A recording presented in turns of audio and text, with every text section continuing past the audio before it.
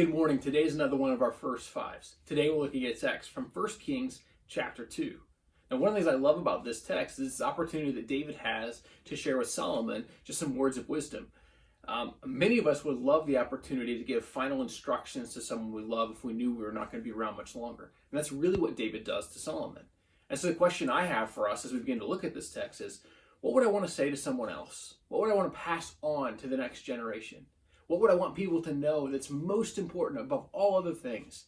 And that's really kind of what David has the opportunity to share with Solomon, just words of wisdom for life. And here's what David shares with Solomon.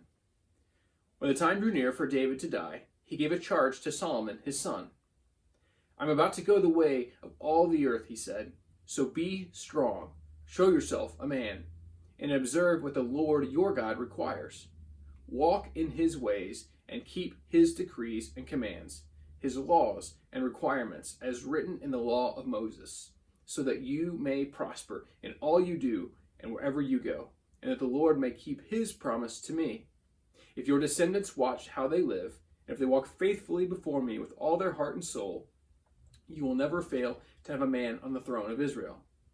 Now you yourself know that Joab, son of Zeruiah, did to me what he did to the other two commanders of Israel's armies, Abner, son of Ner, and Amasa, son of Jether. He killed them, shedding their blood in peacetime, as if in battle. And with that blood stained the belt around his waist, and the sandals on his feet. Deal with him according to your wisdom. But do not let his gray head go down to the grave in peace. But show kindness to the sons of Barzillai of Gilead, and let them be among those who eat at your table.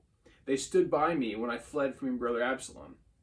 And remember, you have with you Shimei, son of Gera, the Benjamite from Bahurim, who called down bitter curses on me the day I went to Mahanaim. When he came down to meet me at the Jordan, I swore to him by the Lord, I will not put you to death by the sword. But now, do not consider him innocent. You are a man of wisdom. You will know what to do to him. Bring his gray head down to the grave in blood. Then David rested with his fathers and was buried in the city of David. He had resigned 40 years over Israel, 7 years in Hebron, and 33 in Jerusalem. So Solomon sat on the throne of his father David, and his rule was firmly established. Now, I don't believe Jesus calls us to take people who spited our kingdom, which none of us have, because Jesus is the only rightful king, and we're to let their heads go down to the grave and not in peace because we killed them. That's not probably the wisdom we want to take from David. But what we do want to take from David is what his really heart was for Solomon, was that he would follow after God. That's what he begins with. It's what he talks about. It's what he invites him to. And so the challenge for you and I is this: are we living in such a way that our lives will prosper because we follow after God?